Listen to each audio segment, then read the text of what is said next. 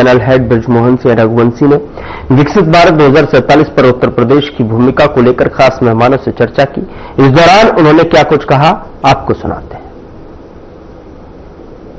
आज हमारे इस खास आयोजन में जी हां, विकसित भारत 2047 की हम बातचीत कर रहे हैं और हमारे साथ आज इस कार्यक्रम के पहले गेस्ट वो हैं जिन्होंने लगभग 50 वर्ष अपना कानूनी प्लेटफॉर्म पे अपने आप को स्थापित किया है अपने काम से।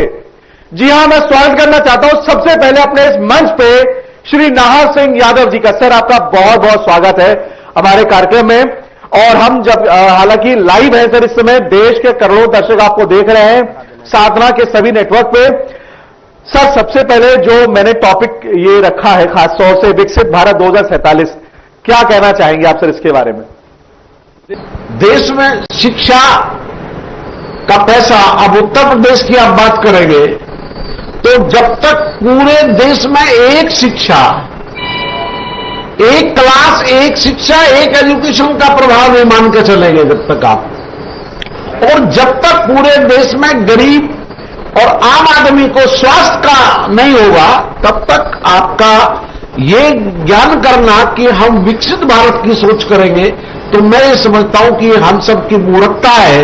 हम तो विकासशील होते हुए, विकास के पथ पर आगे बढ़ते हुए और प्राइमरी शिक्षा, ग्रेजुएशन शिक्षा और स्वास्थ्य, जब तक हम इस पर निर्भर नहीं हो जाएंगे, ये देश इस पर निर्भर नहीं हो जाएगा, तब तक हम स्वस्थ भारत की या विकसित भारत की कल्पना करनी चाहिए। कल्पना नहीं करेंगे तो नहीं बढ़ेंगे, लेकिन हमको अभी केवल विकासशील के बिंदु पे आगे बढ़ना चाहिए।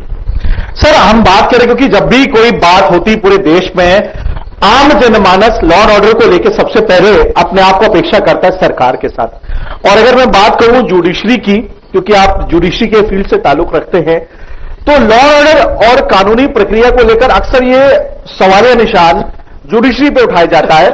लेकिन क्या उसके लिए हम लोकल पुलिस को दोषी ठहराए, समाज को दोषी ठहराए, सरकार को दोषी ठहराए, या सचमुच कानूनी दांवपेचों को हम दोषी ठहराए? क्या कहना चाहिए, आखिरकार हमारे देश में कानूनी प्रक्रियाओं में इतना विलंब क्यों हो रहा है और न्याय क्यों नहीं मिल पा रहा है?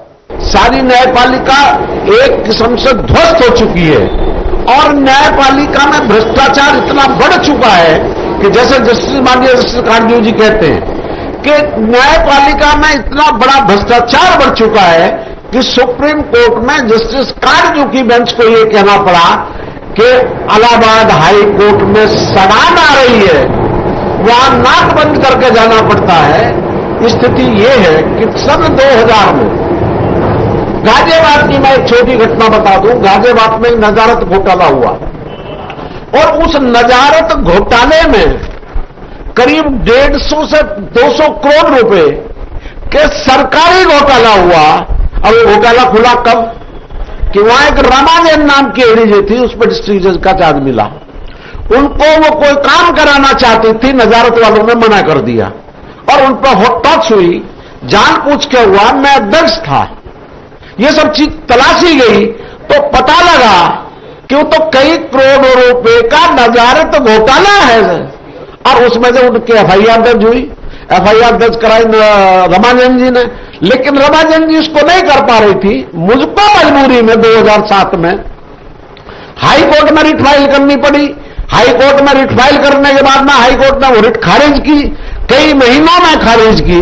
उसके बाद हम सुप्रीम कोर्ट आए और आप ताज्जुब करेंगे, सुप्रीम कोर्ट में बालाकृष्ण जी चीफ जस्टिस थे। 4 महीने में हमारी उस रिट का नंबर आया कि वो सुनवाई हो जाए और हर हालत में माननीय उच्चतम न्यायालय और हाई कोर्ट ने यह कोशिश की कि वो रिट पर सुनवाई ना हो, न्यायपालिका के भ्रष्टाचार की परतें ना खुले। यह स्थिति न्यायपालिका की हो चुकी है। और उसमें क्या हुआ कि जो सिटिंग जज थे, हाई कोर्ट में 10-12 जज थे जिनके खिलाफ आज भी मुकदमे चल रहे हैं, लेकिन ऐसे परिवार के जज, जब नाम लेने में मुझे कोई दिक्कत नहीं है, कांडदेव साहब उनको चूंकि इलाहाबाद हाई कोर्ट में रहे हैं, जस्टिस हरकोली जैसे लोग, एक एक जज के यहां 20-20, 25-25 एसी गए हैं सरकारी पैसे से, और उन सबको निकाल दिया गया है। और मार कौन दिए? जो जज थे, जो डिस्ट्रिक्ट जज से गए थे, उन पर 10-12 हाई कोर्ट के जज पे मुकदमा चल रहा है। कि ये हिंदुस्तान की ऐसी पहली मिसाल है कि जहां न्यायिक जज हाई कोर्ट के जजों पे भ्रष्टाचार का मुकदमा चल रहा है, लेकिन आज तक 2007 से लगा के और 2025 आ गया है, किसी हाई कोर्ट जज ने, किसी चीफ ने, किसी सुप्रीम कोर्ट के जज ने उसको कंडेम नहीं किया है। यह हालत आपके न्यायपालिका की हो रही है। न्यायपालिका में आप जमानत मांगने जाइए, वो कहते हैं कि साहब आप गौशाला में 1 महीने नौकरी करिए। आप न्यायपालिका में आप अपनी रिट खारिज करो, जाते हैं साहब हमारी FIR पेश कर दी जाए, न्यायपालिका कहती है कि साहब आप जाति की बात नहीं करेंगे। मेरा सवाल यह है कि न्यायपालिका आज की स्थिति यह हो गई है न्यायपालिका की। एक जज है हमारे हाई कोर्ट, मुझे नहीं कहना चाहिए, वो कभी हिंदू राष्ट्र की बात करते हैं। एक जज साउथ में मैं नाम नहीं लेना चाहता, वो मंदिर पे दिया जलाने की बात करते हैं। हाई कोर्ट में सीधा, न्यायपालिका में सीधा ये है कि आप किस लिए गए, आपने क्या रिलीफ मांगा, उसके अलावा नहीं दे सकता। अब एक हमारे जज ने इलाहाबाद हाई कोर्ट लखनऊ के ने कहा कि सब जाति पे बात नहीं होनी चाहिए। मैं गया बेल मांगने, आप कैसे जाति पर चर्चा करेंगे? एक न्यायपालिका में यह होड़ लग गई है कि किस तरीके से पब्लिकली स्टंट करके आप अपना नाम छपवाएं, और जाति नहीं रही है। अब तो न्यायपालिका भी धर्म के नाम पर काम करने लगी है। तो ये बड़ा विकसित भारत के लिए मैं ये बता रहा हूं, ये बड़ा शुभ संकेत है कि ये अच्छा स्थिति न्यायपालिका की नहीं है।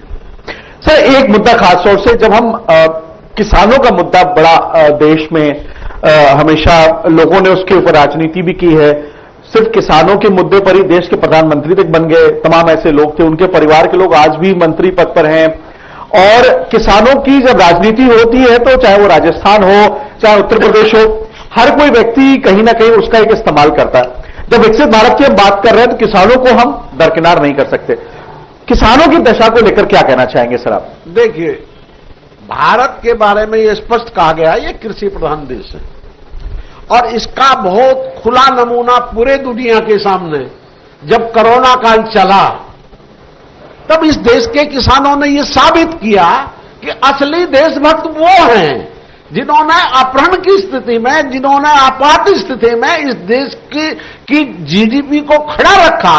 अब उस किसान की आप देख लीजिए, उस किसान की आय के बारे में क्या है, उस देश के देहात के बारे में क्या। किसान की आय आज भी 50 रुपए, 27 रुपए कहता है इंडेक्स, लेकिन मैं ये समझता हूं कि 27 से 30 रुपए के बीच में किसान की आय है। और ये मैं निश्चित रूप से